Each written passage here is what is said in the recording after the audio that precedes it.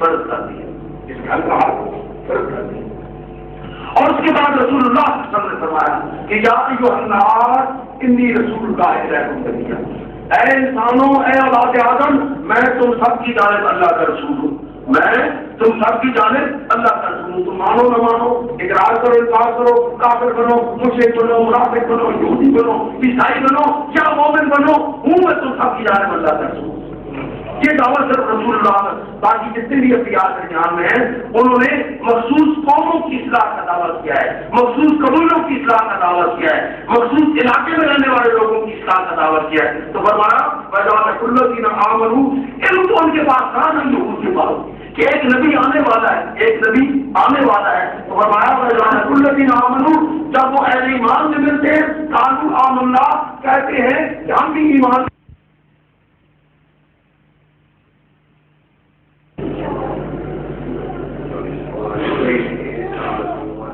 واليتامى والمساكين رسول الناس حسنا وأقيموا الصلاة وآتوا الزكاة ثم توليتم إلا قليلا منكم وأنتم معرضون وإذ أخذنا ميثاقكم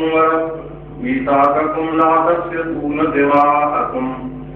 ولا تخرجون أنفسكم من دياركم ثم أقررتم وأنتم تشهدون ثم أنتم هؤلاء تقتلون أنفسكم وتخرجون فريقا منكم من ديارهم تظاهرون عليهم بالإثم والعدوان فإن يأتوكم أسارى فخذوهم وهو محرم عليكم إخراجهم أفتؤمنون ببعض الكتاب وتكفرون ببعض فما جزاء من يفعل ذلك منكم إلا خزي في الحياة الدنيا ويوم القيامة يردون إلى أشد العذاب وما الله بغافل عما تعملون أولئك الذين اشتروا الحياة الدنيا بالآخرة فلا يخفف عنهم العذاب ولا هم صدق الله مولانا العظيم وبلغنا رسوله النبي الكريم ونحن على ذلك لمن الشاهدين والشاكرين والحمد لله رب العالمين۔ یہ پچھلے بہت سے رکوع جو ہیں آیات جن میں بنی اسرائیل کا ذکر چل رہا ہے اور آج بھی اسی موضوع پر یہ آیات کریمہ ہے، ابھی ان کا ذکر چل رہا ہے کیونکہ اقوام عالم میں جو عروج و زوال کا لمبا وقت بنی اسرائیل کا اور اولاد اسرائیل کا ہے، اور جتنیاں کرنوازیاں بنی اسرائیل پر اللہ رب العزت نے فرمائی ہیں اور جتنی ناشکری بنی اسرائیل نے اپنے اللہ کی کی ہے، اللہ کی کرم نوازیاں بھی بے مثال ہیں اور ان کی ناشکری بھی بے مثال ہے۔ اس لیے ان کا لمبا ذکر چل رہا ہے تاکہ آنے والے جو مومنین ہیں وہ ان کے حالات سے سبق سیکھیں اور وہ عمل نہ کریں جو بنی اسرائیل نے عمل کیے اور اپنے اللہ کے مخلوق ٹھہرے اور اللہ کے نبیوں کے نافرمان ٹھہرے، تاکہ دین سے وہ اس طرح نہ ہو جس طرح بنی اسرائیل پر بہتا ہوئے، حتیٰ کہ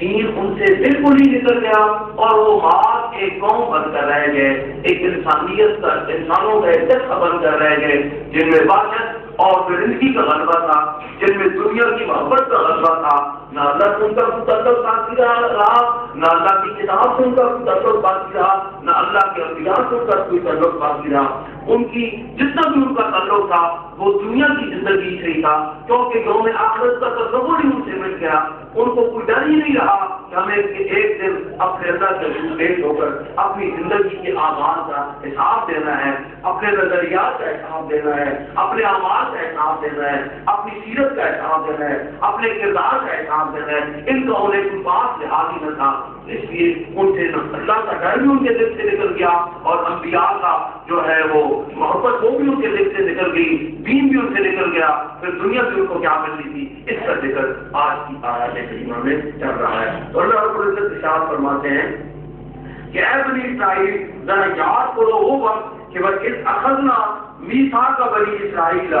جب ہم نے عہد لیا تھا بنی اسرائیل سے، جب ہم نے عہد لیا تھا بنی اسرائیل سے۔ اور جب عہد کی نسبت،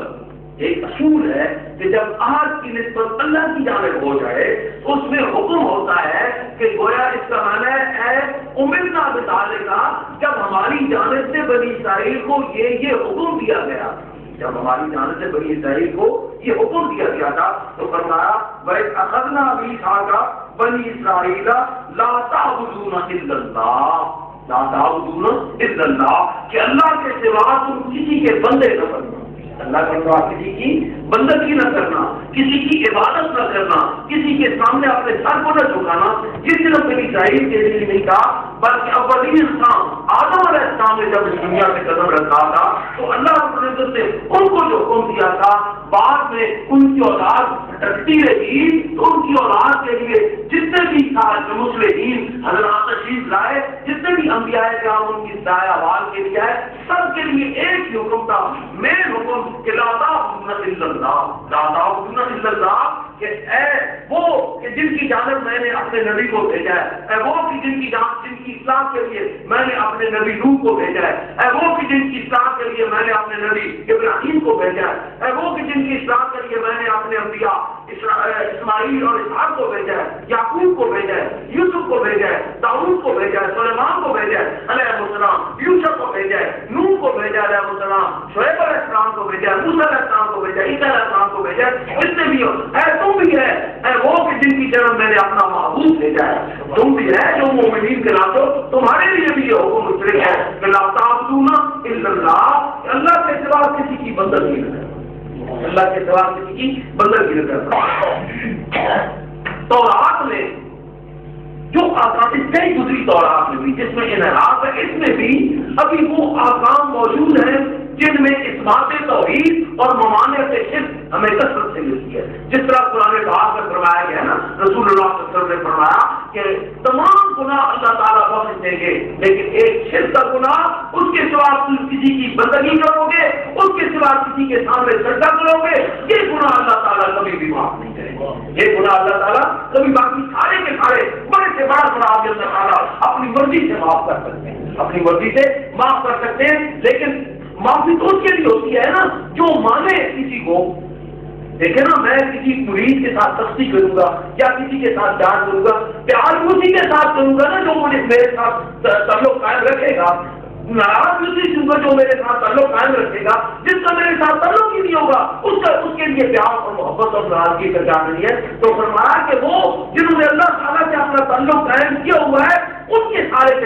معافی انہیں کے لیے ہوگی نا جن کا تعلق ہوگا، باقی سارے گناہ تو میں معاف کر دوں گا، لیکن میرے ساتھ تعلق رکھ کے بھی اگر تم نے میری غیر کے سامنے سجدہ کیا، میرے غیر کی عبادت کی، میرے غیر کی بندگی کی، میرے غیر کے قانون کو مانا، میرے سوا کسی اور کے قانون کو مانا، میرے سوا کسی اور کو اپنا قائد، لیڈر، رہنما مان کے اس کے پیچھے چلے جو میرے قوانین کی دھجیاں اڑاتا ہے، جو میرے حدود کی خلاف ورزی کرتا ہے، تو پھر یاد رکھو یہ گناہ میں کبھی بھی معاف نہیں کروں گا، یہ گناہ میں کبھی بھی معاف نہیں کروں گا، خاص طور میرے محبوب رسول محمد صلی اللہ علیہ وسلم کی امتی کیوں نہ ہو، یہ گناہ میں تمہارا بھی معاف نہیں کروں گا، یہ گناہ میں تمہارا بھی معاف نہیں کروں گا۔ تو فرمایا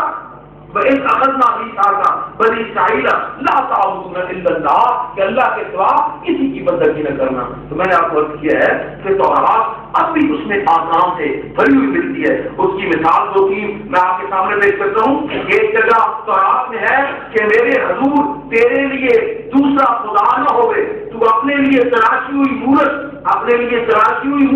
یا کسی چیز کی صورت جو اوپر آسمان پر ہو یا نیچے زمین پر ہو یا زمین کے نیچے پانی پر ہو، پانی میں ہو، مت بت بنا، تو ان کے آگے اپنے کہیں مت چکا اور نہ ان کی عبادت کر۔ کتاب القروج ہے تورات کا حصہ ہے۔ آگے ایک اور جگہ شاہ فرمایا کہ سن لے اے اسرائیل، خداوند ہم تمہارا خدا اکیلا خداوند ہے۔ ایک اور جگہ شاہ فرمایا تم اور معبودوں کی قوموں کی طرح تم اور معبودوں یعنی اور بھی معبود جنہوں نے بنا لیے نا ان معبودوں کے قوموں کے معبودوں میں سے جو تمہارے آس پاس ہیں اور قوموں نے جو معبود بنائے تھے نا جو تمہارے آس پاس ہیں پیروی نہ کرنا کیونکہ خداوند تیرا خدا جو تمہارے درمیان ہے غیور خدا ہے نہ ہو کہ خداوند تیرے خدا کے قہر کی آگ تجھ پر کھڑکے اور تمہیں روئے زمین سے فراغ کر کے رکھے تمہیں روئے زمین سے فراغ کر کے رکھے تو میں کہہ رہا تھا کہ اللہ رب العزت نے ارشاد فرمایا بَإِنْ أَخَذْنَا مِيثَاقَ بَنِي إِسْرَائِيلَ لَا تَعْبُدُونَ إِلَّا اللَّهَ کہ اللہ کے سوا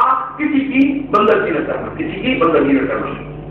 آگے ساتھ فرمایا وَبِالْوَالِدَيْنِ إِحْسَانًا وَبِالْوَالِدَيْنِ إِحْسَانًا وَذِي الْقُرْبَى وَالْيَتَامَى وَالْمَسَاكِينِ اور اپنے والدین کے ساتھ حسن سلوک کرنا والدین کے ساتھ حسن سلوک کرنا اور اپنے قریبی رشتے داروں کے ساتھ بھی حسن سلوک کرنا والیتامى اور یتیموں کے ساتھ بھی حسن سلوک کرنا والمساکین اور جو تمہارے غریب مسکین بھائی ہیں ان کے ساتھ بھی حسن سلوک کرنا وقولوا للناس حسنا اور لوگوں سے حسین پیرائے میں بات کرنا لوگوں سے حسین پیرائے میں بات کرنا بعد میں یہ کہا ہے کہ جب آیات کتاب نازل ہوئی تو اس کی تعمیر ختم ہو گئی لیکن حضرت امام باقر صاحب رضی اللہ تعالیٰ عنہ فرماتے ہیں کہ نہیں اس کی تعمیر قیامت تک کے لیے ہے کہ جو بھی ہے کوئی نیک ہے یا بد ہے کوئی فاسق ہے کوئی مومن ہے کوئی کافر ہے بات تم ان سے پیار سے کرنا اپنے اخلاق سے بات کرنا کسی کام کو کیونکہ کسی کو موڑنے کے لیے اخلاق کی ضرورت ہوتی ہے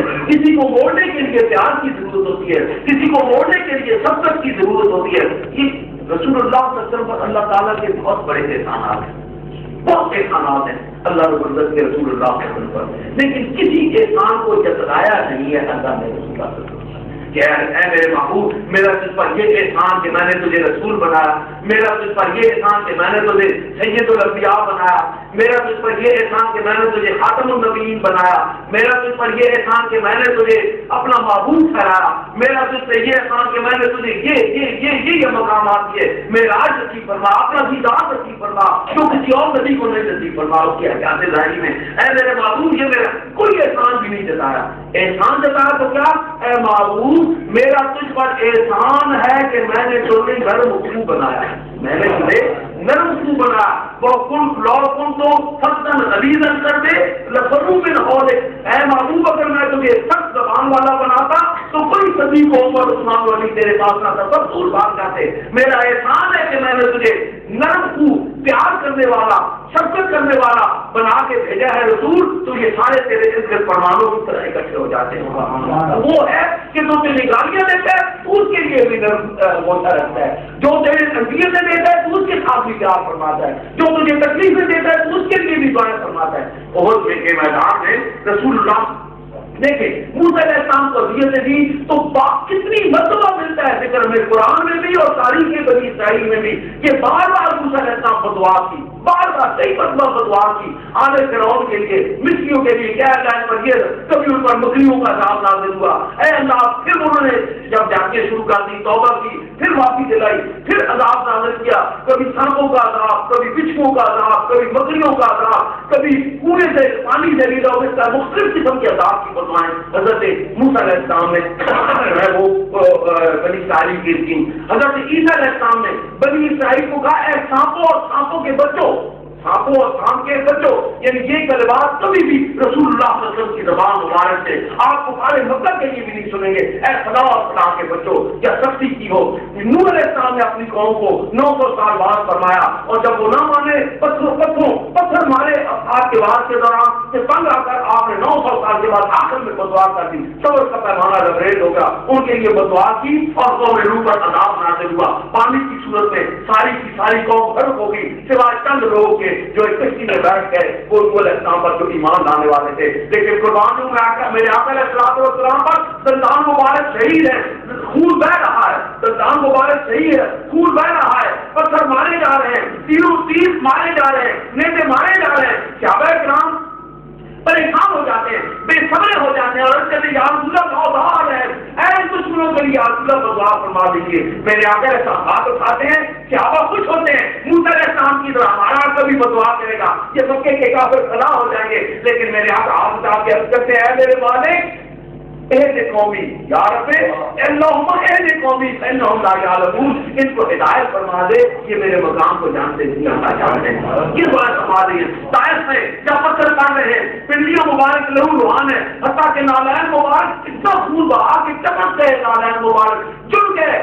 قدموں مبارک کے ساتھ۔ اس وقت جبریل حاضر ہوتے ہیں، کہتے ہیں اے رسول، اے محمد صلی اللہ علیہ وسلم، اگر حکم دو تو پہاڑوں پر کر گرا دوں۔ میرے آقا نے فرمایا نہیں، میرے آقا نے فرمایا نہیں، یہ عظیمت کی مثال ہے میرے آقا علیہ السلام کی، یہ عظیمت کی مثال ہے۔ رخصت تھی کہ اگر وہ دعا فرما دے تو ان پر تباہی پھر جاتی، لیکن آپ نے رخصت کر دی، عظیمت عمل کیا اور فرمایا کہ اے جبریل، انہی کی اولادیں بہتر مسلمان ہوگی، انہی کی اولادیں بہتر مسلمان ہوگی۔ تو میں قربان جاؤں، فرمایا وبالوالدین احسانا، وہاں میں کر رہا تھا یہ کفار کے لیے وقول اللہ سے حسنا کا حکم، یہ کفار کے لیے بھی ہے، مومنین کے لیے بھی ہے، نیک کے لیے بھی ہے، بد کے لیے بھی ہے، فاسق کے لیے بھی ہے، صالح کے لیے بھی ہے، اور جو ہے سرکش کے لیے بھی ہے، فرمانبردار کے لیے بھی ہے، مطیع کے لیے بھی ہے، نافرمان کے لیے بھی ہے۔ ہر ایک کے ساتھ خندہ پیشانی سے، خوب روی سے، خوش روی سے پیش آنا، اچھے الفاظ اچھے انداز میں بات کرنا، یہ انسانیت کا تقاضا ہے، یہ اسلام کا تقاضا ہے۔ اور صرف ہمارے دین کا نہیں، تمام ادیان سے بھی گزر چکے ہیں، دین تو سارا ایک ہی قابل میں،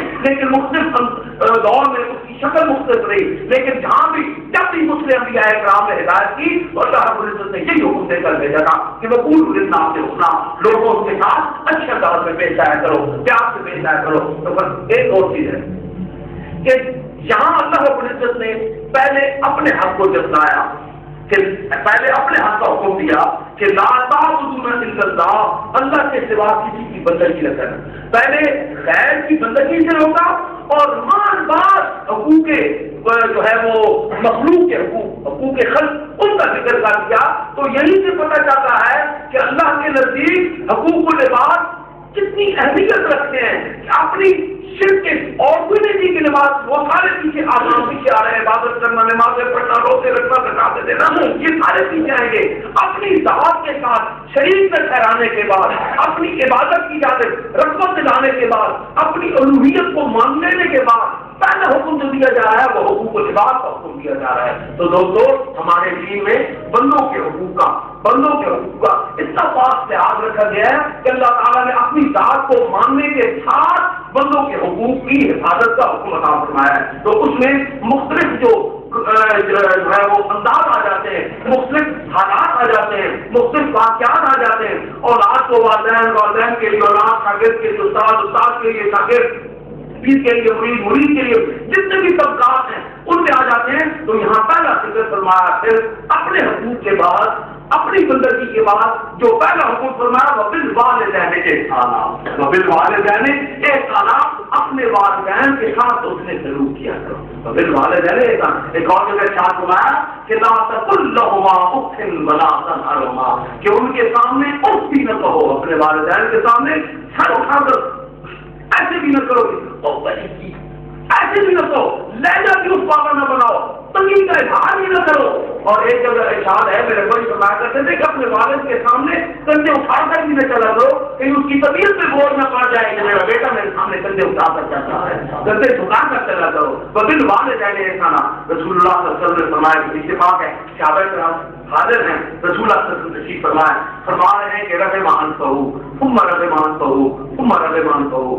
رسوا ہوا وہ، رسوا ہوا وہ، رسوا ہوا وہ، کیا ترجمہ کرے، رسوا ہو وہ، رسوا ہو وہ، رسوا ہو وہ، ذلیل ہو وہ، ذلیل ہو وہ، ذلیل ہو وہ۔ قالوا من یا رسول اللہ، عرض کی صحابہ نے کون یا رسول اللہ؟ فرمایا من ادرک ابویہ، جس نے بڑھاپے میں اپنے والدین کو پایا، جس نے بڑھاپے میں اپنے والدین کو پایا، احدہما او کلاہما، ان میں سے کسی ایک ہو یا دونوں۔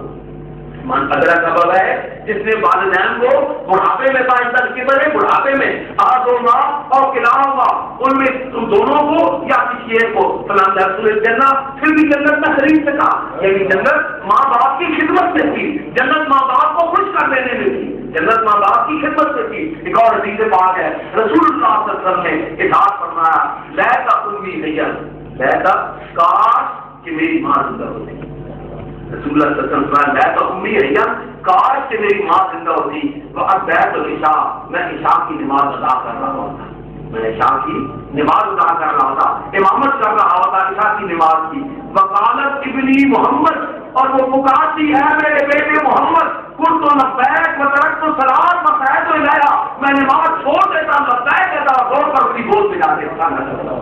نعرہ تکبیر، نعرہ رسالت. یہ ہے ماں باپ کا مقام. تو فرمایا وبالوالدین احسانا، اپنے والدین کے ساتھ حسن سلوک کیا کرو.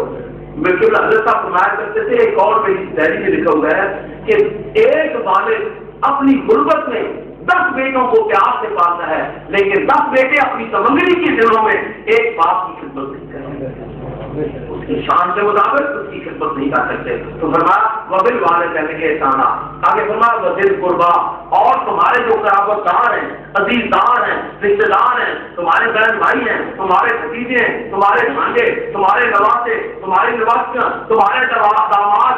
اس کے بعد دیگر تمہارے رشتے دار، وذی القربی، ان سے بھی حسن سلوک کیا کرو. وبالوالدین احسانا وذی القربی وبذی القربی احسانا، یعنی پوری بات یہ ہوگا کہ دل قربہ احسانا وبالیتامى احسانا، یعنی پوری بات تو یہ کہ چونکہ ختم ہو جاتا ہے تو اس کے اسی معنی میں آ جاتا ہے وذی قربہ، اور اپنے رشتے داروں کے ساتھ. اپنے ایک اور جگہ ارشاد فرمایا وصلوا ارحامکم، وصلوا ارحامکم، اپنے رشتے داروں کے ساتھ صلہ رحمی کیا کرو، پیار کیا کرو. انہ یہ صلہ رحمی کرنا، یہ پیار کا سلوک کرنا، انہ یبقى لکم فی الدنیا وخیر لکم فی الآخرہ، یہ دنیا میں تمہیں باقی رکھے گا اور آخرت میں تمہارے لیے بھلائی کا کام دے گا. آخرت میں ہمارے لیے خیر کا کام دے گا، بھلائی کا کام دے گا، بہتری کا کام دے گا، نجات کا کام دے گا. آخر میں تمہارے لیے یہ عمل نجات کی مانند ہوگا. اور تیسرا فرمایا والیتامى، اور یتیموں کے ساتھ اسے سلوک کیا کرو. ایک اگر رسول اللہ صلی اللہ علیہ وسلم نے ارشاد فرمایا کہ میں محمد رسول اللہ، میں محمد جو اللہ کا رسول ہوں، میں جو ساری اولاد آدم کا فخر ہوں، میں جو سید الانبیاء ہوں، میں جو خیر البشر ہوں، سید البشر ہوں، امام البشر ہوں، میں جو اللہ کا معبود ہوں، میں کہ لولا لما خلقت الافلاق، جس کی وجہ سے یہ سارے افلاق بنے ہیں، میں کہ جس کی وجہ سے یہ ساری زمین اور کائنات بنی ہے، میں تو اللہ کا معبود ہوں، اتنی بڑے میرے مقام ہے. میں وکافل الیتیم، اور یتیم کی کفالت کرنے والا. انا وکافل الیتیم کہاتین فی الجنہ، جنت میں اس طرح ہوگے جس طرح یہ ٹوکری ہے، برابر ایک مرتبے پر ایک مقام پر. انا وکافل الیتیم کہاتین فی الجنہ. تو آپ کے آس پاس جو یتیم ہو ان سے بات کیا کریں، آپ کے آس پاس جو یتیم ہو ان سے پیار کیا کرو. یہ براہ راست حکم تو بنی اسرائیل کو تاریخ تو لائی جا رہی ہے نا کہ میں نے بنی اسرائیل کو یہ حکم دیا تھا، لیکن یہ حکم ہمارے لیے بھی اور ان جگہوں پہ ہمارے لیے بھی یہ احکامات ہیں. یہ تاریخ ہے لیکن اور جگہوں پہ ہمارے لیے بھی احکام ہے، اور ان احکام میں یہی ترتیب چلتی ہے. فرمایا والیتامى والمساکین، اور جو غریب اور محتاج ہے. اب مسائل خلاص کرنا ہے، والی تمہارے پاس آئے اس کو پیار سے دے دو، اور اگر نہیں دے سکتے تو کبھی بھی اس سے چھڑک کر بات نہ کرو. ہم مسائل خلاص انار سواری آ جائے بچاؤ جا، ہم تو نہیں. یہ لوگ کہتے ہیں نا یار معاف کر، یہ کسی کا ترجمہ ہے، اسی کا معاملہ ہے. اور اصل میں جب ہم کسی سوالی کو نہیں دینا چاہتے تو کہتے ہیں معاف کر بہن، معاف کر بھائی. تو گویا ہم محمد صاحب فلاح کر ہر کے حکم پر عمل کر رہے ہوتے ہیں اس کا، اور یہ عمل کا حکم کرنا بھی ہمارے لیے، ہم نہ دیکھیں تب بھی ہے جو اس کو آپ کو باعث بنے گا. دیکھیں تو اور زیادہ ہے نا، دیکھیں تو اور زیادہ ہے. نہ دیکھ کر بھی ہم کہیں گے آپ معاف کر، پیار اس کے ساتھ بات کریں، پیار سے انکار کریں، جھڑکیں گے نہیں تو یہ آیت کریمہ پر عمل ہو جائے گا، اور عمل کا بھی ہمیں ثواب ملے گا. فرمایا وبالوالدین احسانا وذی القربی والیتامى والمساکین وقولوا للناس حسنا. آگے پھر فرمایا واقیموا الصلاۃ وآتوا الزکاۃ. یاد رکھو میں نے بڑی پیاری شہر دیا تھا کہ نماز کو قائم کرنا اور دوسرا زکات ادا کرتے رہنا. نماز کو قائم کرنا، نماز روح کا حضور ہے، نماز روح کے لیے طہارت کا کام دیتی ہے. جس طرح نماز کے لیے وضو ضروری ہے نا، وضو جسم کی طہارت کا کام دیتا ہے. وضو ہمارے جسم کو پاک کرتا ہے، نماز ہماری روح کو پاک کرتی ہے. جب روح اور جسم دونوں پاک ہو جاتے ہیں، خود پاک ہو جاتا ہے آدمی، تو پھر اور اس کے پاس دنیا کے گزارے کے لیے مال رہ جاتا ہے تو اس مال کی باقی زکات سے ہوتی ہے، یعنی تمہارے پاس تمہارا دین بھی پاک ہو، تمہاری دنیا بھی پاک ہو، تم اقیموا الصلاۃ وآتوا الزکاۃ، نماز کو قائم کرنا اور زکات ادا کرتے رہنا۔ پھر اللہ تعالیٰ فرماتے ثم تولیتم الا قلیلا منکم وانتم معرضون، پھر تم پھر گئے مگر بہت تھوڑے تم میں سے باقی رہ گئے تھے جو نہ پھرے اس بات سے، وانتم معرضون، اور تم ہو ہی منکردانی کرنے والے، تم ہو ہی پھرنے والے، تم ہو ہی اعراض برتنے والے۔ ثم تولیتم، یہاں تولا یا تولا پھر جانا ہے، وانتم معرضون تاکید کی گئی اور پھر تم پھرنے والے ہو، منکردانی کرنے والے ہو۔ دونوں میں فرق یہ ہے کہ تولا جسم کا پھر جانا ہے، اس بدن کا پھرنا ہے، اور معرضون اعراض جو ہے وہ روح اور قلب کا اندر کا پھر جانا ہے، باطن کا پھر جانا ہے۔ یعنی تم ایسے ہو گئے کہ تمہارا ظاہر بھی دین سے پھر گیا، تمہارا باطن بھی دین سے پھر گیا، تم نے دراصل دین کو تسلیم ہی نہیں کیا تھا۔ ثم تولیتم، پھر تم پھر گئے۔ اس مقام پر تورات جو کہتی ہے کہ کتاب قرآن کے معاصر یہودیوں کے لیے صرف چند لوگوں سے مراد عبداللہ بن سلام وغیرہ ہیں جو ایمان لے آئے تھے، عبداللہ بن سلام وغیرہ جو ایمان لے آئے تھے ان کے لیے بنی اسرائیل کے اللہ تعالیٰ تو آپ نے کیا فرماتا ہے؟ ایک جگہ ارشاد ہے وہ اسراء سے جو میں نے انہیں فرمائی جلد پھر گئے، کتاب الخروج۔ دوسری جگہ میں اس قوم کو دیکھتا ہوں کہ گردن کش قوم ہے، کتاب الخروج، اس لیے کہ تم گردن کش ہو، کتاب الخروج۔ بنی اسرائیل کو کہہ دو کہ تم گردن کش ہو، بنی اسرائیل کو کہہ دو کہ تم گردن کش ہو۔ یہ سارے احکام جو ہے وہ تورات میں جو بنی اسرائیل کے لیے فرمائے جا رہے ہیں۔ اب یہ دیکھو کہ جو کتاب ان کی جانب بھیجی گئی وہ کتاب ان کو کیا کہہ رہی ہے، اور جو کتاب مومنین کی جانب بھیجی گئی وہ ان کو کیا کہہ رہی ہے، وہ ان کو اعزاز پر عطا فرما رہی ہے، وہ ان کو جنت کی خوشخبریاں دے رہی ہے، وہ ان کو ڈرا تو رہی ہے جہنم کی آگ سے، لیکن ان کے مقامات کہہ رہی ہے کہ تم محبت میرے محبوب پر ایمان لانے والے ہو، نیک اعمال کرنے والے ہو، یاد رکھو میرا تم سے وعدہ ہے، ان الذین قالوا ربنا اللہ وقالوا کیا تھا ثم استقاموا تتردد علیہم الملائکۃ الا تخافوا ولا تحزنوا وابشروا بالجنۃ التي كنتم توعدون۔ اور تینوں جگہوں پر انا فتحنا لك فتحا مبینا وینصرکم اللہ فلا غالب لکم وکان حقا علینا نصر المؤمنین اذ جاءت الحق وزهق الباطل ان الباطل کان زهوقا۔ یہ ساری بشارتیں جو امت محمدیہ صلی اللہ علیہ وسلم کے لیے ہیں، اور دیگر جو مقامات سے نوازا جاتا ہے قرآن میں وہ اور ہے، لیکن تورات میں بنی اسرائیل کو جو ہے وہ اس قسم کے اوپر اپنی کتاب میں، اور یہ خود کو پڑھتے ہیں جو ہمارے لیے ہمارا اللہ کیا فرما رہا ہے، ہم نے کیا کیا کیا ہے۔ آگے کیا فرمایا دوسرا کہ وَإِذْ أَخَذْنَا مِيثَاقَكُمْ، اور جب ہم نے تم سے عہد لیا تھا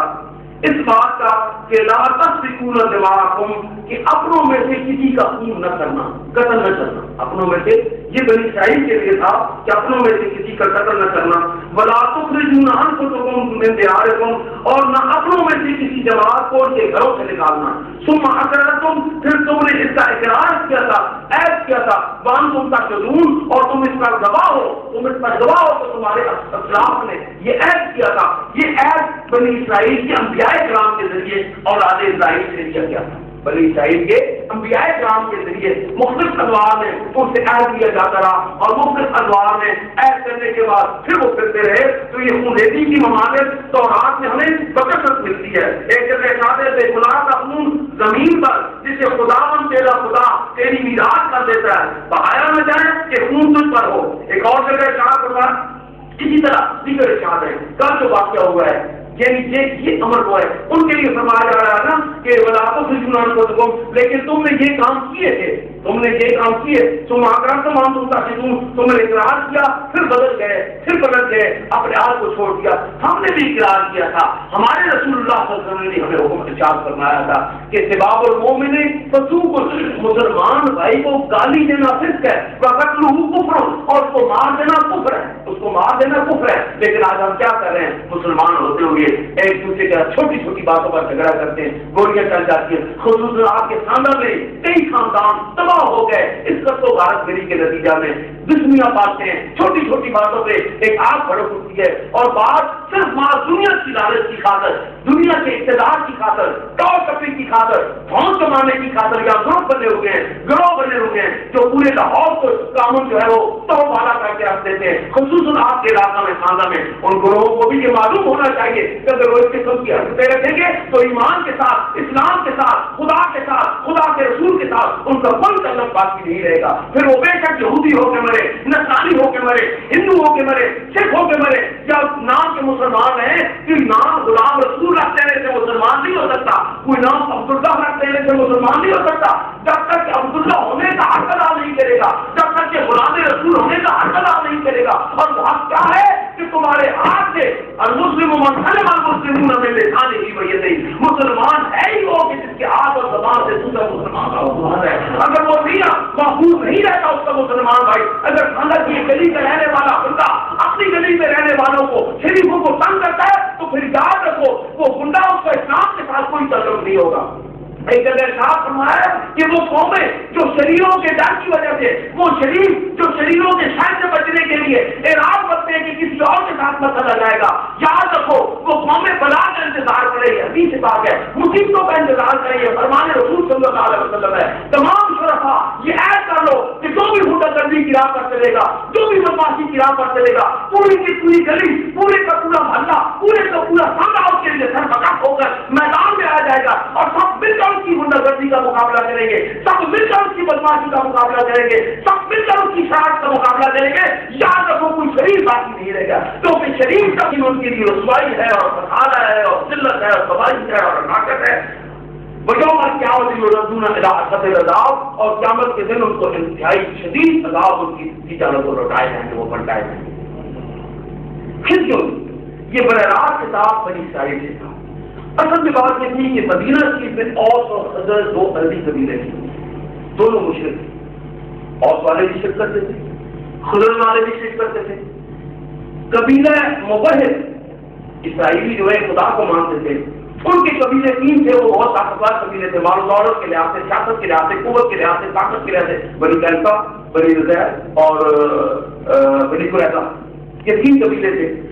مشرکین کو وہ لڑاتے تھے آپس میں, اوس اور خزرج کو. آدھے اوس کی جانب ہو جاتے, آدھے خزرج کی جانب ہو جاتے, اپنوں کے ساتھ بھی گل کرنی شروع کرتے. اس جانب دکھا رہا ہے کہ تم نے اپنوں کو قتل کیا, مشرکین کی عادت کرتے ہوئے, مشرکین کی مدد کرتے ہوئے. وَمَا بِغَافِلٍ عَمَّا تَعْمَلُونَ, اور اللہ تعالیٰ غافل نہیں تھے جو تم کرتوت کر رہے تھے. اللہ تعالیٰ اس کا علم رکھنے والے تھے, دیکھ رہے تھے, اللہ تعالیٰ اس کو مشاہدہ فرما رہے تھے جو تم کرتوت کر رہے تھے. تو یہ تمہارے لیے خزي,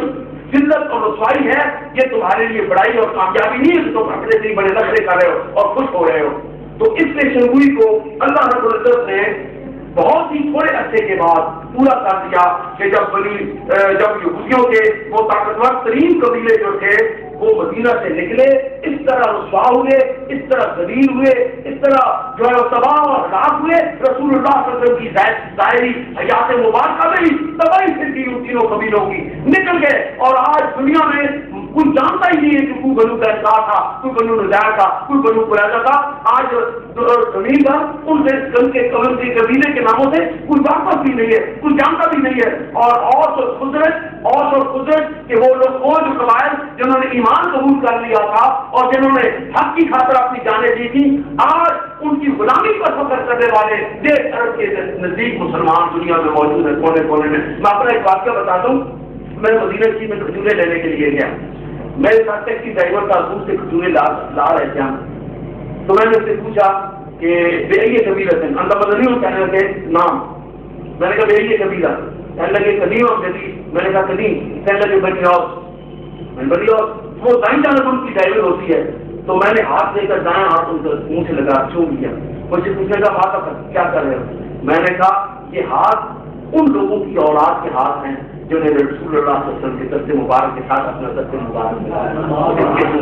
جنہوں نے اپنے ہاتھوں سے رسول اللہ صلی اللہ علیہ وسلم کی خیانت فرمائی تھی, جنہوں نے اپنے ہاتھوں سے رسول اللہ صلی اللہ علیہ وسلم کی حفاظت فرمائی تھی, دین کی حفاظت فرمائی تھی, دین کے لیے اپنی جانیں دی تھی تمہارے قبیلہ کے اسلاف نے, آبا و اجداد نے. اس لیے میں ہاتھوں کو چوم رہا ہوں. میرا یہ کہنا تھا کہ ان کی آنکھوں سے بھی آنسو جاری ہو گئے. وہ وقت یاد آ جاتا ہے سب کو. اہل مدینہ بہت پیار کرنے والے تھے, خصوص جو پرانے قبائل کی اولادیں ہیں, اگر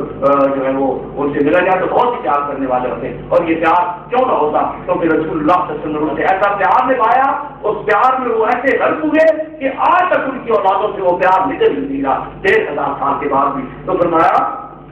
کہ سماج لاؤ میاں فلو ڈالے گا، جو بھی ایسا کرے گا اس کے لیے کیا ہے بدلہ، من کو تم میں سے اللہ خزی الحیات دنیا، سوائے اس کے کہ دنیا کی زندگی میں وہ ذلیل اور رسوا ہو، وہ یوم القیامت یردون الی اشد العذاب، اور قیامت کے دن ان کو عذاب شدید کی جانب لوٹایا جائے گا، وما اللہ بغافل عما تعملون، اور اللہ تعالیٰ باخبر ہے ان کی کرتوت سے، ان کی اعمال سے۔ آگے فرمایا کہ اولئک الذین نشروا الحیات الدنیا بالآخرہ، یہ وہ لوگ ہیں جنہوں نے خریدا دنیا کی زندگی کو آخرت کے بدلے، حالانکہ آخرت کو بہت سستا وہ خرید سکتے تھے، صرف ایمان اور اطاعت کے ساتھ، صرف ایمان اور اطاعت کر کے کوئی بات کوئی چیز خرچ کرنی بھی تھی، ایمان لانا تھا اللہ پر اور اللہ کی اطاعت کرنی تھی اور آخرت میں جاتی، لیکن ان کے ہاں تو آخرت کا تو سمجھ ہی نہیں تھا کہ ہم نے حساب دینا ہے۔ ان کو یہ لکھ رہا تھا کہ ہم تو انبیاء کی اولادیں ہیں، ہزاروں انبیاء ہمارے اسلاف میں تھے، وہ ہماری سفارش کریں گے، وہ ہمارا جو ہے وہ کریں گے، دوسرا مدد کریں گے اور وہ ہمیں بخشوا دیں گے اللہ سے، جیسے آج ہمارے مرید جو ہے وہ تصور کرتے ہیں کہ ہم ٹھیک ہے، ہمیں کیا پرواہ ہے، جو جی چاہے کرتے پھرے اور اگلے کلروں میں وقت گزارے، عیاشیاں کریں، ہمارے ولی ہیں، ہمیں ڈاکٹر صاحب بخشوا دیں گے، ہمیں بابا اس کا سورج کی والے بخشوا دیں گے، ہمیں اجمیر کی والے، ہمارے سے سفارشی ہیں، ہمیں کیا پرواہ ہے۔ یاد رکھو سفارشی اسی کا ہوگا جو مومن ہوگا، ہمارے صالح کرے گا، کہیں کوتاہی ہو جائے گی، کہیں کوتاہی، لیکن جو اس قسم کا تصور کرے گا جو جی چاہے کرتے رہو، اس کے لیے کوئی مددگار اور کوئی جو ہے وہ سفارشی نہیں ہوگا، نہ کوئی سفارش کرے گا، بلکہ خود مشائخ کو شرم آئے گی کہ ہم ایسے بے ہدایتوں کی سفارش کس طرح کریں، کس منہ سے جا کر علامہ اقبال کہتے ہیں نا کہ روزے حساب جب میرا پیش مدد کرے عمل، یا اللہ روزے حساب جب میرا پیش مدد کرے عمل، خود کو بھی شرمسار کر، مجھ کو بھی شرمسار کر، تیرے لیے بھی یہ غلط بات ہوگی کہ اقوام عالم کیا کہیں گی، یہ تھے تیرے محبوب کی امت تھی جن کو تو نے خیر الامت بنایا تھا، ہمیں چھوڑ کر ان کو فضیلت دی تھی، یہ فضیلت والی امت ہے، یہ خیر الامت ہے، یہ ساری قوموں سے بڑھ کر قوم ہے، یہ ساری امتوں سے بڑھ کر برکت والی امت ہے، نیک امت ہے، صالح امت ہے، میری وسیع امت ہے، میرے محبوب کی امت، یہ بھی میرے محبوب کی امت، یہ تیرے لیے بھی جو ہے وہ غلط بات ہوگی کہ وہ اقوام عالم کیا تجھے کاما دیں گے، اور میرے لیے شرم کی بات ہوگی کہ میں تیرے حضور کیا منہ لے کر جاؤں گا اور تیرے محبوب کے سامنے کس طرح پیش ہو کے عرض کروں گا کہ یا رسول اللہ میں تیرا غلام ہوں اور اے اللہ میں تیرا بندہ ہوں، خود کو بھی شرمسار کر، مجھ کو بھی شرمسار کر۔ تو فرمایا اولئک الذین اشتروا الحیات الدنیا بالآخرہ، یہ وہ لوگ ہیں جنہوں نے دنیا کو خریدا تھا آخرت کے بدلے میں جان سے سیکھتے ہوئے۔ ایک اور جگہ ارشاد فرمایا اما من طغی، اما من طغی، جس نے سرکشی کی، جس نے نافرمانی کی اپنے اللہ کی، جس نے اللہ کی نافرمانی کی، میری نافرمانی کی، اور یہ نافرمانی پھول کی وجہ سے نہیں تھی، خطا نہیں ہوئی تھی، وہ آخر حیات دنیا کے نافرمانی اس نے جانتے بوجھتے ہوئے دنیا کو ترجیح دے کر کی تھی۔ ایک کہتا ہے نا کہ اچھے عمل کرتے ہوئے غلطی ہو جانا، خدائی ہو جانا، وہ اور بات ہے۔ فرمایا وہ آخر حیات دنیا، دنیا کی زندگی کو جب دو ترجیحات آ گئی تھی اس کے سامنے، ایک جانب دنیا کے مفادات تھے، ایک جانب میرے دین کی غیرت تھی، اس نے میرے دین کی غیرت کو چھوڑ دیا تھا، دنیا کے مفاد کو ترجیح دے دی، جس طرح کچھ علم نہیں کیا یا جس طرح ہر ہمارے حکمران کر رہے ہیں کہ ایک دو چیزیں تھیں، ایک جانب اللہ کے دین کی غیرت اور اللہ کے دین کے ماننے والوں کی حمیت اور ان کے خون کا پاس، اور دوسری جانب جہالت، دولت، طاقت، بادشاہ اور حکومت۔ لیکن ہمارے لیڈروں نے حکومت کو، دولت کو، بادشاہ کو اور طاقت کو ترجیح دے کر اپنی عافیت کو سپرد کر دیا، اپنے یوسف رضوی کو سپرد کر دیا، اپنے ہزاروں کا خون کیا، اپنوں پر بمبارمنٹ کی ان کی رضا کی خاطر۔ تو یہ کیا تھا؟ یہ آخر حیات دنیا تھا، دنیا کی زندگی کو انہوں نے ترجیح دی تھی۔ اور اما من طغی، اور میں حسن مجبور، ہم پوری قوم مجرم ہیں کہ ہم نے ان کا کبھی بھی محاسبہ نہیں کیا تھا، ہم نے کبھی ان کا اس سختی کے ساتھ محاسبہ نہیں کیا۔ یاد رکھیے اگر میرے سمیت ہم لوگ 2-4 لاکھ سڑکوں پہ نکل کے بیٹھ جاتے کہ ہم پر گولیاں چلو، کتنوں کو مارتے؟ یہی فوج تھی نا، کتنوں کو مارتی؟ 1000 2000 3000 4000 10,000 اگر مار بھی دیتی، اس سے زیادہ نہیں مار سکتی کہ کسی قوم کے وہ بھی پردہ نہیں رک جاتے۔ جس طرح ایران کے خمینی نے اپنے انقلاب کے دوران حکم دیا تھا کہ سڑکوں پر نکل آؤ، فوج کو پتھر نہ مارنا، گولیاں کھاتے رہنا، ایرانیوں نے چینوں پر گولیاں کھائی، گولیاں کھائیں اور ان کو یہ دعوت دیتے ہیں کہ کیا کر رہے ہو، کیا کر رہے ہیں، کیوں ہمیں مار رہے ہو، کیوں ہمیں مار، آخر تنگ آ کر فوج نے انکار کر دیا، بادشاہ وقت سے بغاوت کر دی، ہم اپنے بھائیوں پر گولی نہیں چلائیں گے، ہم اپنے بھائیوں پر گولی نہیں چلائیں گے۔ اور جس دن فوج نے انکار کیا تھا ہم اپنے بھائیوں پر گولی نہیں چلائیں گے، بادشاہ کی بادشاہ سے جنازہ نکل گیا تھا اور دین کا غلبہ ہو گیا تھا، دین کا غلبہ ہو گیا تھا۔ ہم نے بھی وہ اسٹینڈ نہیں لیا، نہ تو میں ملک سمیت تینوں نے بھی وہ اسٹینڈ نہیں لیا، مولویوں نے وہ اسٹینڈ نہیں لیا،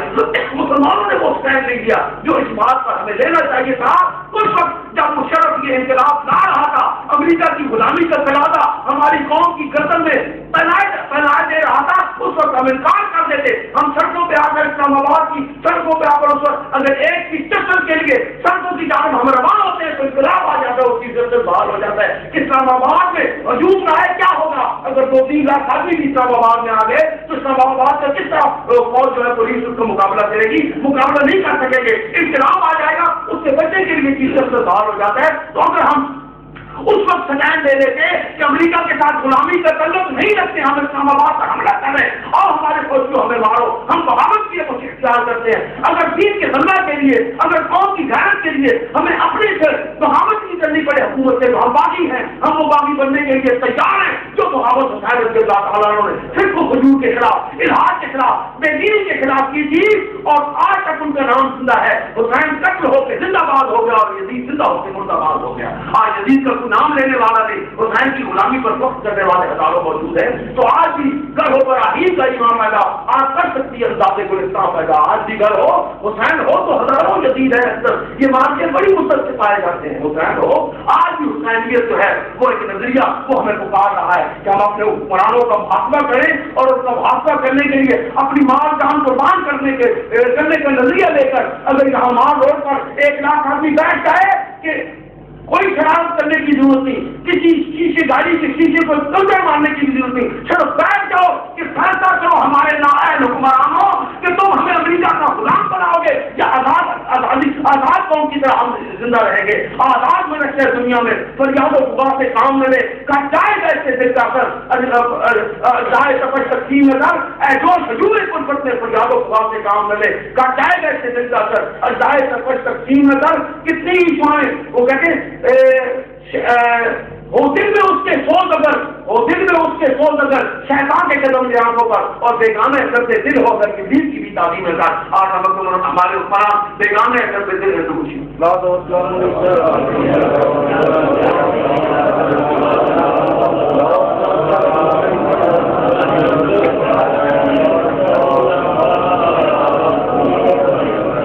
بیگانے اثر سے دل بنے ہوئے، نہ دین کی خیرت، نہ قومی حمیت کا پاس، نہ ملی خیرت بنے ہوئے۔ آج حملے میں ناصر وجوہ پوری قوم نے غیرت کا مظاہرہ کرنا ہے، جرت کا مظاہرہ کرنا ہے، ہمت کا مظاہرہ کرنا ہے اور یہی پیٹ کر رو کر قرآن کی آیات ہمیں احکام دیتی ہیں کہ آؤ ہماری احکام کی حفاظت کرنے کے لیے سب وقت مجاہد بن جاؤ، دنیا میں بھی سرخو ہو جائے گا، قیامت کے دن بھی سرخوئی کا تاج ہمارے سروں پہ سجایا جائے گا۔ اولئک الذین اشتروا الحیاۃ الدنیا بالآخرہ، یہ وہ لوگ تھے بدقیمت لوگ تھے جنہوں نے دنیا کے نام کو، دنیا کی تنگ روزہ زندگی کو ترجیح دی تھی آخرت پر، کیونکہ آخرت پر ان کا ایمان ہی کامل نہیں تھا، ان کے تصور ہی نہیں تھا کہ ہمارا حساب کتاب دیا جائے گا، ان کا یہ تھا کہ ہمارے انبیاء ہمیں بخشوا دیں گے، ہمارے اسلاف ہمیں بخشوا دیں گے، اور ہمارا یہ عقیدہ کہ ہمارے اولیاء ہمیں بخشوا دیں گے، ہمارے پیر ہمیں بخشوا دیں گے، ہمارے آقا علیہ السلام سے سفارش ہوگی، آقا علیہ السلام ہمیں بخشوا دیں گے۔ ارے آقا علیہ السلام بخشوائیں گے لیکن اس کو جس کے بار بنا ہے غلطی کو خطا ہو جاتی ہے، لیکن جانتے بوجھتے ہوئے ہم مستی بھی کریں، جانتے بوجھتے ہوئے ہم مستی بھی کریں تو ان کے لیے آقا کوئی سفارش نہیں فرمائیں گے، آقا سفارش فرمائیں گے ہی نہیں۔ قبولیت تو بات کی بات ہے نا، فرمائیں، جب آپ فرمائیں گے نہیں تو قبولیت کس کو ملے گی؟ سفارش ایسے بدقیمتوں کے لیے کوئی سفارش آقا علیہ السلام نہیں فرمائیں گے۔ آقا علیہ السلام کی سفارش کوئی کے لیے ہوگی جو اطاعت کرتے ہوئے کبھی غلطی ہو جائے گی، اطاعت کرتے ہوئے کبھی غلطی ہو جائے گی، ایمان رکھتے ہوئے کبھی قصور ہو جائے گا تو ان کے لیے شفیع المسلمین دامان رحمت میں چھپانے کے گناہ گاروں میں خود آ کے شامل بات ہوں گے۔ کسی نے کہا تھا تو فرمایا اولئک الذین اشتروا الحیاۃ الدنیا بالآخرہ فلا یخفف عنہم العذاب ولا هم ينصرون۔ کہ عذاب نہ دینا تو کجا، عذاب نہ دینا تو کجا، فلا یخفف،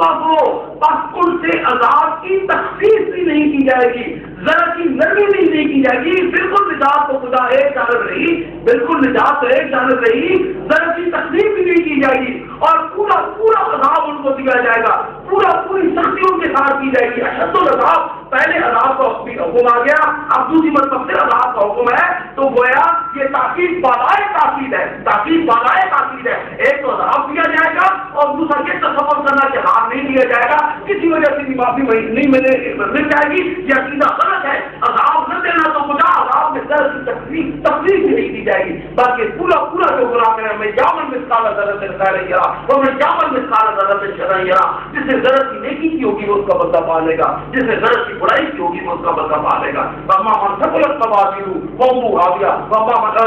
فهو فی عیشۃ راضیہ وما من خفت موازینہ فهو هاویہ وما ادراک ما هی نار حامیہ. تو کیا معلوم کیا اس کو کی بڑھتی ہوئی آگ ہے، شعلے برساتی ہوئی آگ ہے، شعلے برساتی ہوئی آگ ہے، جس کو ڈالا جائے گا. ولا هم ينصرون، اور پھر کوئی بھی ان کی مدد کرنے والا نہیں ہوگا. نہ کوئی نبی مدد کرے گا، نہ کوئی ولی مدد کرے گا، نہ کوئی بیوی مدد کرے گا، نہ کوئی مولوی مدد کرے گا، کوئی بھی ان کا نہ کوئی بھائی مدد کرے گا، نہ کوئی باپ مدد کرے گا، نہ کوئی بیٹا مدد کرے گا، کوئی مدد نہیں ہوگا. اس دن یوم لا تملک نفس لنفس شیئا والامر یومئذ للہ، جس دن اللہ تعالیٰ ہی ہر چیز کا مالک ہوگا اور اس کے حکم کے بغیر کسی کا حکم نہیں چلے گا. اس دن اللہ رب العزت ان لوگوں کو جزا دیں گے جنہوں نے نیک کام کیے ہوں گے، جو انبیاء کرام کے مطیع رہے ہوں گے، جو نبی پاک صلی اللہ علیہ وسلم اور دیگر انبیاء کرام سے محبت کی دعوت کرتے رہے ہوں گے. لیکن جنہوں نے اس راستے کو چھوڑ دیا، نہ منزلیں انہیں ملی جو راستے بدل گئے، چلے جو نقش پا پہ بس وہ کارواں بدل گئے. یاد رکھنا، نہ منزلیں انہیں ملی جو راستے بدل گئے، چلے جو نقش پا پہ بس وہ کارواں بدل گئے. میرے کریم کا ہے مجھ پہ اس قدر کرم، پہاڑ مجھ پہ جو مصیبتوں کے سے وہ ڈر گئے اور بدلے جماعت تھا کہ اس سے جب ڈرا ہٹا نبی کے ہوش اڑ گئے تھے اور پہاڑ ڈل گئے. مطلب میرے حضور کی نظر کی ہو سکے ہری میں ناز لے گئے تو اور بھی لے گئے تو اور بھی سمجھ گئے. تو فرمایا فلا یخفف عنہم العذاب ولا هم ينظرون، نہ ان سے عذاب کی تخفیف کی جائے گی، نہ ان سے عذاب کو ٹالا جائے گا، بلکہ ان کو سخت شدید عذاب دیا جائے گا اور پھر ان کی کوئی مدد کرنے والا نہیں ہوگا. اب آگے ساتھ فرمایا وَلَقَدْ آتَيْنَا مُوسَى الْكِتَابَ، اور جب ہم نے بے شک ہم نے موسیٰ علیہ السلام کو الکتاب دی. یاد رکھیے گا الکتاب کے کلمات قرآن پاک میں صرف دو کتابوں کے لیے، یا قرآن پاک کے لیے یا تورات کے لیے، اور کسی کتاب کے لیے بھی الکتاب نہیں فرمایا. الکتاب صرف دو چیزوں کے لیے، تو قانون کے باغیوں کا کوئی حکم جو ہے اور کوئی واسطہ ان کو نہیں ہوگا. اللہ رب العزت کا یہ ارشاد ہے براہ راست بنی اسرائیل کے لیے، یعنی آنے والے تمام امتوں اور قوموں کے لیے اس میں سبق ہے، ہمارے لیے اس میں سبق ہے. اگر ہم اس پر عمل کریں گے تو ہمارا بھی انجام یہ ہوگا. اللہ تعالیٰ سے دعا کیا کریں، التجا کیا کریں، اے اللہ ہمیں اپنے اوپر ایمان کامل لانے کی توفیق عطا فرما اور ہمیں اپنی بندگی کرنے کی توفیق عطا فرما، اپنے محبوب صلی اللہ علیہ وسلم کا سچا غلام بنا اور غلامی پر قائم رہنے کی توفیق عطا فرما، اپنے دین کا خادم بنا اور دین کی غیرت رکھنے کی توفیق عطا فرما، اپنے کتاب کے احکام پر عمل کرنے، کتاب پر ایمان لانے کی توفیق عطا فرما اور اس کتاب کو ماننے اور پھر مان بعد اس پر عمل کرنے کی، اس کے احکام پر عمل کرنے کی توفیق عطا فرما، تاکہ دنیا میں پھر اسلام کا غلبہ ہو، تاکہ دنیا میں پھر مسلمان کا غلبہ ہو. یاد رکھو اے مومنین، تم مسلمان ہو، تمہارے پاس اسلام ہے اور اسلام کا مقدر ہے کہ یہ غالب ہو مغلوب نہ ہو، یہ حاکم ہو محکوم نہ ہو، یہ جو ہے وہ اقتدار میں ہو کبھی غلام نہ ہو. آج آپ دیکھتے ہیں کہ دنیا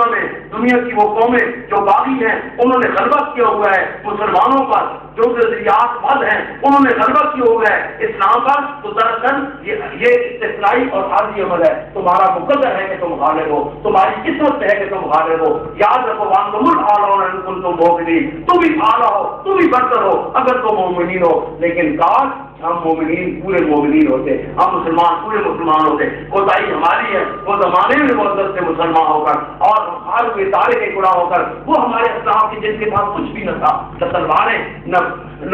کھانے، نہ دینے، نہ تیر، نہ بچیاں، نہ دولت، کیسے اڑانے والے صحابہ، پرانے پھٹے پرانے کپڑے پہننے والے صحابہ، جو کہ انچھلے آٹا کی روٹی کھانے والے صحابہ، جو کہ انچھلے آٹا کی روٹی کھانے کے والے صحابہ، کچی جھگیوں میں رہنے والے صحابہ جب نکلتے ہیں تو دنیا کے معاملات میں بڑے بڑے ان انداز میں رہنے والے طاقتور سلیل بادشاہوں کی بادشاہ میں لذا بلندام ہو جاتی ہیں، سلطنتیں پاس ہو جاتی ہیں، بادشاہی کے معلومات سے نہ سے دبے چند بہتر بھی اور اونٹوں کے چرانے والے، لیکن بات ایک ہی تھی کہ وہ زمانے میں معزز سے مسلمان ہو کر اور ہم خال ہوئے تارے کے پورا ہو کر اولادی ہم نے جو اسلاف سے میراث پائی تھی سوریا سے زمین پر آسمان نے ہم کو دے مارا۔ مصر کے شاعر سے حافظ ابراہیم وہ کہتے ہیں، انہوں نے ایک نظم لکھی تھی، یا شبان القوم، اے مسلم قوم کے جوانوں، اے مسلم قوم کے جوانوں، عیدو مجدنا دنیا و دینا، اور نوجوان بیٹو ہمارے دین کی بزرگی اور نجات ہمیں لوٹا دو، عیدو مجدنا دنیا و دینا، دین و دنیا کی بزرگی جو ہے وہ ہمیں لوٹا دو، وجودو انتراس المسلمین، اور مسلمانوں کی وراثت کی حفاظت کرو، اور وراثت مسلمانوں کی کیا ہے؟ مسلمانوں کی مومنین کی وراثت کیا ہے؟ وعد اللہ الذین آمنوا منکم وعملوا الصالحات لیستخلفنهم فی الارض کما استخلف الذین من قبلہم، خلافت ارضی، وراثت الہیہ زمین پر اللہ کا نائب ہونا، اللہ کی نیابت، اللہ کی نبوت، اللہ کی جو ہے وہ وراثت، اللہ کی بادشاہ کا خلیفہ ہونا، یہ تمہاری وراثت ہے۔ اس حیثیت کو ہے مسلمان پہچانو، عیدو مجدنا دنیا و دینا وجودو انتراس المسلمین، اور کہتے ہیں کہ ومن یعلو لغیر اللہ دینا، کون بدبخت ہے ہم میں سے جو غیر اللہ کے سامنے جھکے رہے، ومن یعلو لغیر اللہ دینا ونحن بنو الغزاة الفاتحین، ہم تو فتح مند غازیوں کی اولادیں ہیں، ہم تو صدیق و عمر کی اولادیں ہیں، ہم تو عثمان و علی کی اولادیں ہیں، ہم تو طلحہ و زبیر کی اولادیں ہیں، اور ہم تو ابی طلحہ کی اولادیں ہیں جو 90 زخم کھا کر حاصل رضی کی اولادیں جو کیا تب ملتی ہے جب ہم اپنے اندر انقلاب پیدا کریں۔ آمین۔ الحمدللہ رب العالمین والصلاۃ والسلام علی نبینا محمد ربنا ظلمنا انفسنا وان لم تغفر لنا وترحمنا لنكونن من الخاسرين ربنا آتنا في الدنيا حسنة وفي الآخرة حسنة وقنا عذاب النار اللهم اعز الإسلام والمسلمين اللهم اعز الإسلام والمسلمين واخذل الكفر والكافرين اللهم وفق أعمالنا برضاك اللهم نبر قلوبنا بنور معرفتك اللهم اغفر لجسدك